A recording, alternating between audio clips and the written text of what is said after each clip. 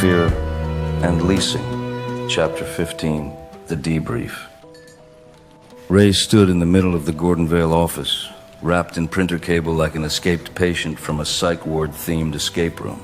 His Chico roll balanced precariously on the surge protector. I fixed the Wi-Fi.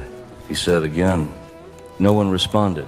We were still processing the fact that he had emerged from inside the stationery cupboard, which until now we had assumed only held toner and Denise's emergency biscuits. How long have you been in there?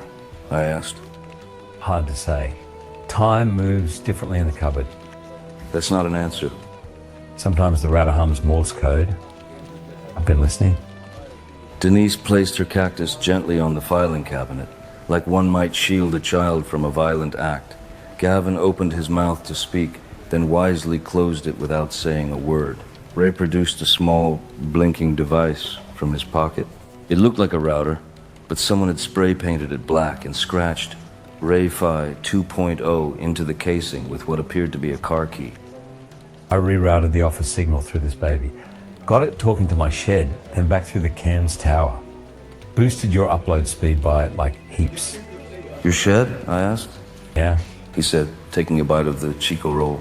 It's got a satellite dish. Picked it up off Gumtree. Might be military. Is it legal? Not sure, but it's fast. The fax machine, which hadn't worked since before Ray was born, suddenly lit up and began printing old tenancy ledgers from 2007. See, it's remembering. Denise whispered, I'm calling head office. No, I said. Head office already knows. How? Because at that moment, my phone buzzed.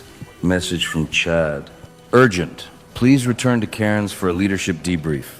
We need your ground-level insight into the Gordonvale operation. Also, Ray says you're part of the network loop. What does that mean? When I looked up, Ray was making beeping sounds at the router. I quietly exited the building. The return to Cairns was less triumphant than expected. I arrived slightly hungover again, and 20 minutes late because a single cane train blocked my travels at 2 different crossings. No one applauded. No one noticed. Except Chad. Chad noticed everything. Unfortunately, he interpreted most of it wrong. Macready, He said, arms wide. there he is. Our man in the jungle. It's Gordonvale, not the Congo. Still, you survived. That's what matters. Come in, we've got juice boxes. The boardroom had been set up like a kindergarten. Bright-colored markers, flip charts. A paper sign that said strategy huddle taped to the wall at a slight angle. Where's Leanne? I asked. She's working remotely today. She heard Ray was in the system. And what does that mean? Well, he told IT he created something called a property mesh using unregistered firmware and 2 microwaves. Anyway, we'll get to that. I prefer we didn't. Chad clicked his pen like he was defusing a bomb. I want you to tell me, Macready, honestly, how things are going in Gordonvale from a leadership perspective. Good. John, you're our edge case. If we can understand how and why you haven't yet quit, we might unlock something. I didn't quit because I am spiritually trapped. Exactly. The debrief lasted 90 minutes. At one point, Ray Skyped in upside down. By the end, I was offered a choice.